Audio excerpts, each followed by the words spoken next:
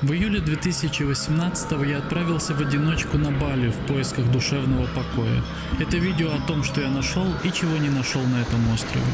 Мне очень интересно, как вам это видео, так что поделитесь своим мнением в комментариях. Также интересно, каков был ваш балийский опыт, был ли он похож на мой.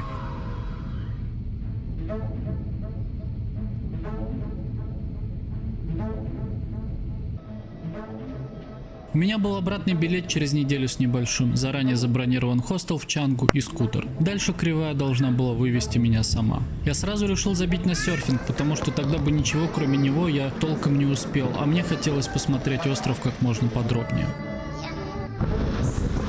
Чангу оставил странное ощущение, наверное потому, что это место слишком вестернизировано. Ты вроде как в Азии, но у тебя ощущение, будто ты никуда и не уезжал. Все те же хипстеры в кофейнях, только на фоне океана. Мне же хотелось чего-то особенного и непривычного, и поэтому я решил сваливать с этого района. Я сел на мотоцикл и отправился встречаться со старыми знакомыми. Мне очень нравится в путешествиях вновь видеться с людьми, которых узнал в других обстоятельствах, как будто новое окружение по-другому подсвечивает человека. Я направился на Букит. У меня ушло больше часа, чтобы проехать 30 километров от Чангу. Все из-за хаотичного балийского трафика с мотоциклами в качестве доминирующего средства передвижения, которые объезжают стоящие в пробках автомобили. Старт со светофора вообще напоминает безумные мотогонки. Слева мотоцикл, груженный курами, справа семья из 4 человек на одном байке. И все это дополнительно осложнено приезжими, у которых, как правило, меньше опыта, чем у местных, а также постоянными религиозными процессиями, намертво перегораживающими дорогу. Мы отправились с друзьями к обрывам над океаном в районе Улувату. Зрелище волн, бьющихся о скалы внизу, действительно завораживает.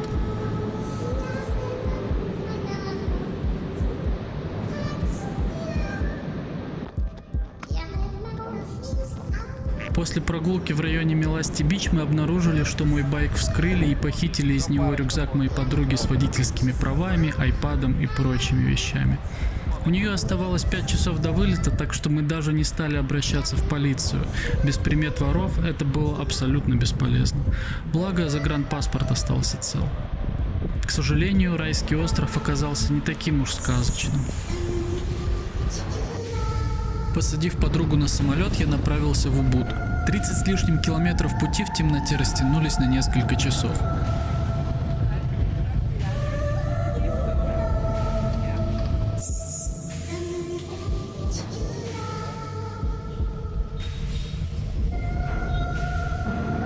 Я заселился в хостел в Убуде и отправился гулять по таинственным ночным храмам.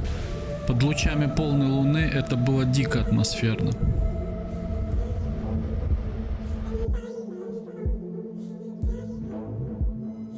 Сегодня я опять встаю в 6 или ранее, вместо того, чтобы как следует отсыпаться и отдыхать в отпуске.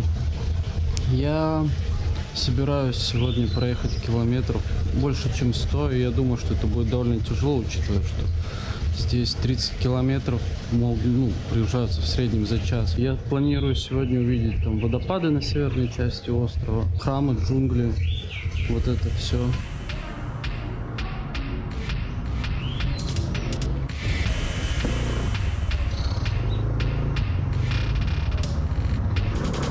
Забавно, что я приехал отдохнуть от спешки и плотного расписания на Бали, и в итоге привез их с собой. Меня вгнал в дорогу фома, страх упустить что-то важное.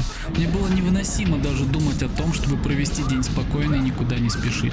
Я чувствовал себя хорошо только на байке, выкручивая ручку газа. По мере удаления от побережья трафик становится менее плотным и позволяет получить настоящее удовольствие от вождения.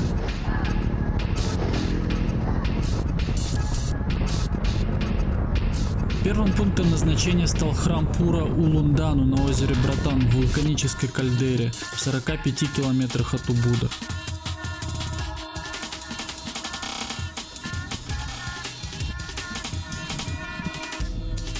Я попал на массовую религиозную церемонию балийцев. Уловить смысл ритуалов человеку со стороны невозможно, они остаются вещью в себе. И для меня этот опыт, прикосновение к чему-то действительно иному, непохожему, наверное, был одним из самых ценных переживаний, которые я вынес из своего путешествия.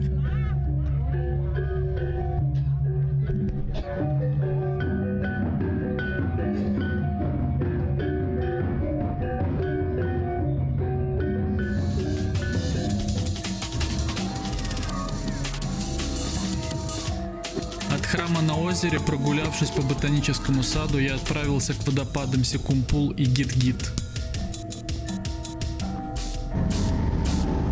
Еще один уникальный и ценный для меня момент прикосновения к иному произошел по дороге к водопаду. Проезжая одно из сел, я обратил внимание на жителей, собравшихся в месте, похожем на храм. Я попросился войти и был приглашен внутрь.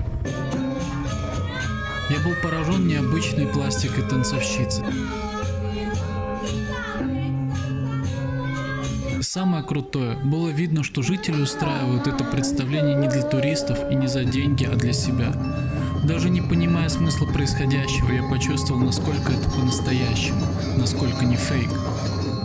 Ценность такого переживания, не срежиссированного, случайного, сложно переоценить. Этого не даст ни одна турпутевка, его невозможно купить за деньги.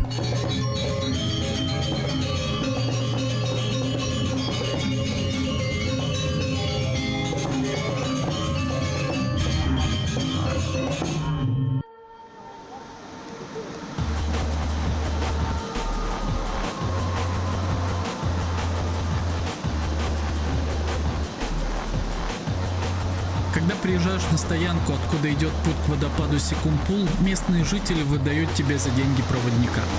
Отказаться от него и добровольного пожертвования сельской общине нет возможности. Сам водопад Секумпул невероятно величественен и красив. Проводника при этом, кстати, можно попросить посторожить вещи и искупаться в купели водопада.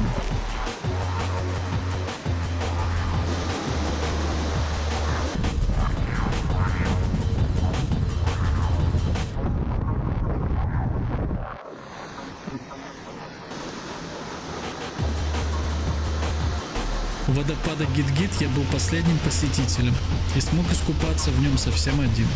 Проблема была лишь в том, что солнце уже садилось, когда я выехал назад в Убуд.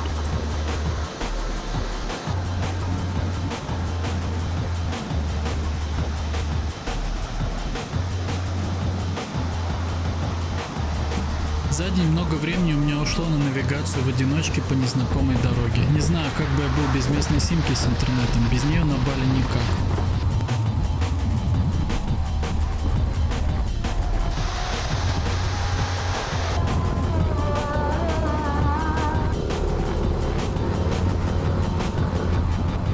На обратном пути в темноте сгустился туман, который стал через некоторое время дождем.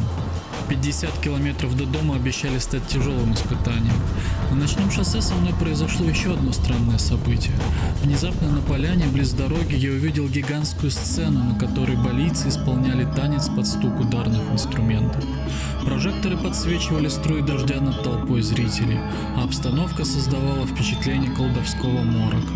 Причудливый праздник густой ночью в поле под дождем и балийцы, молча глядящие на представление.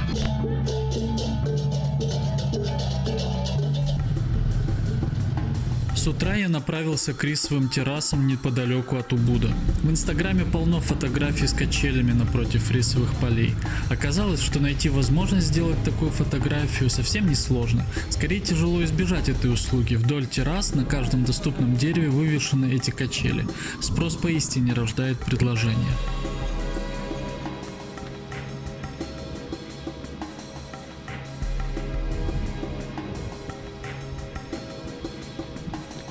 У убудских ремесленников действительно умелые руки. Я понял это в мастерской, куда заехал за сувенирами. Среди прочего в продаже находились сувениры с греческой символикой. Похоже, дешевле делать сувенирку в Индонезии и платить за логистику, чем производить в Европе.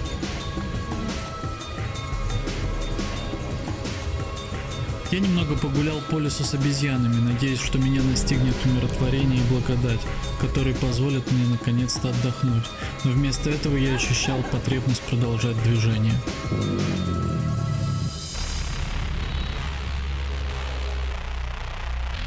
Мысль о том, чтобы расслабиться и отпустить течение событий, была мне неприятна. Я чувствовал себя как та акула, которая умрет, если остановится.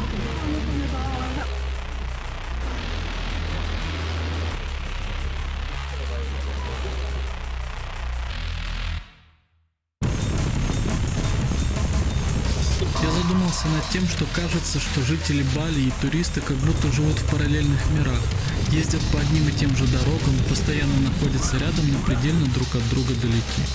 Иностранцы находятся в реальности своих резерваций, оставаясь в контексте глобальной культуры даже в процессе духовного поиска. Сами больницы, кажется, находятся в совершенно другом контексте, связанном со своей аутентичной культурой, которую приезжим никогда не понять, со своей музыкой и танцами, бесчисленными религиозными праздниками и шествиями в честь местных божеств. Я на ходу забронировал отель и отправился в Кандидасу, по пути взглянув на несколько балийских храмов. Я выбрал этот прибрежный городок, потому что решил попробовать нырнуть с аквалангом. Кандидаса – спокойное тихое место без шумных толп. Вечером на улицах никого, и впервые за путешествие я почувствовал, что отдыхаю. Правда, для этого мне пришлось по-настоящему вымотаться.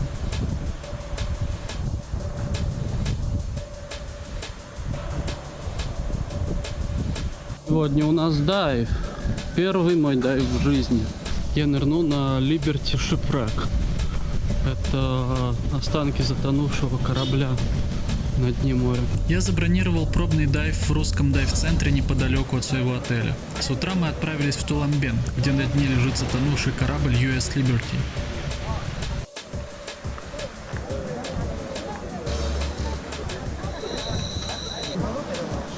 После краткого инструктажа я впервые нырнул с аквалангом под присмотром инструктора.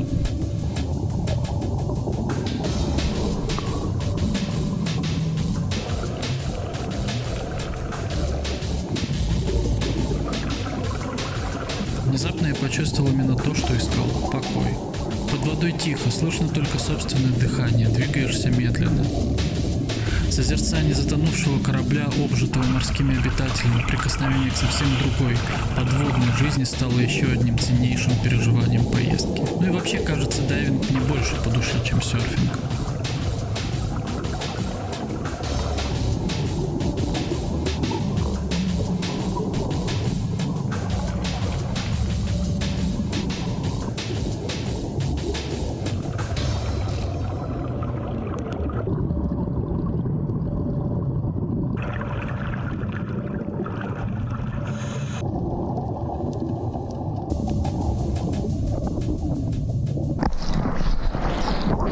Охренительно. Мое время на Бали подходило к концу, и на следующий день мне нужно было улетать. Последний день запомнился мне гигантским храмовым комплексом Пура Бисайки, самым большим на Бали. Гулять по храму разрешается с проводником из местных, с которым можно поговорить о балийских верованиях. Впрочем, понять, что к чему в его изложении я так и не смог.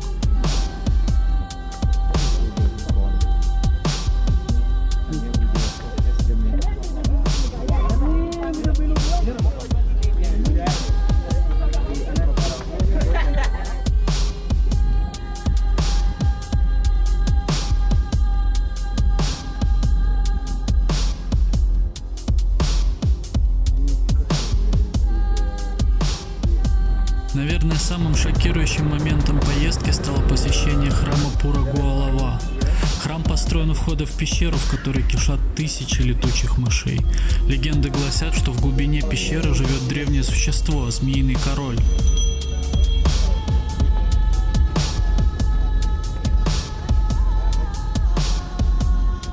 Во всем этом есть что-то лавкрафтианское. Туземный культ со странными ритуалами поклонения древним существам в далеких уголках Земли.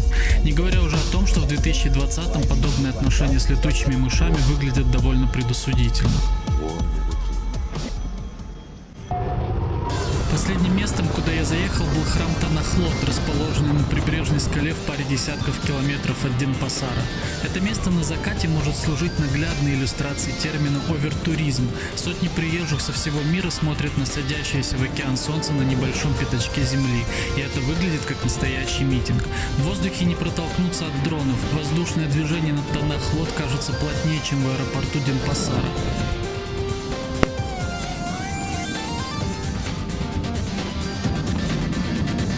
Я сдал байк, платил штраф за сломанный ворами багажник и покинул остров.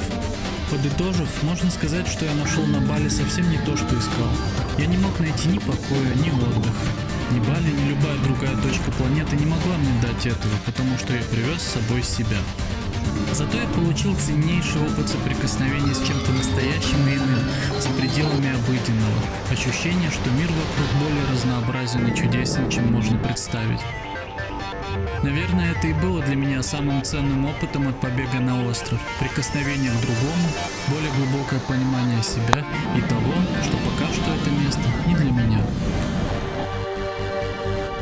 Надеюсь, вам понравилось это видео. Для меня оно получилось очень личным. Поделитесь своими впечатлениями и вашим балийским опытом в комментариях.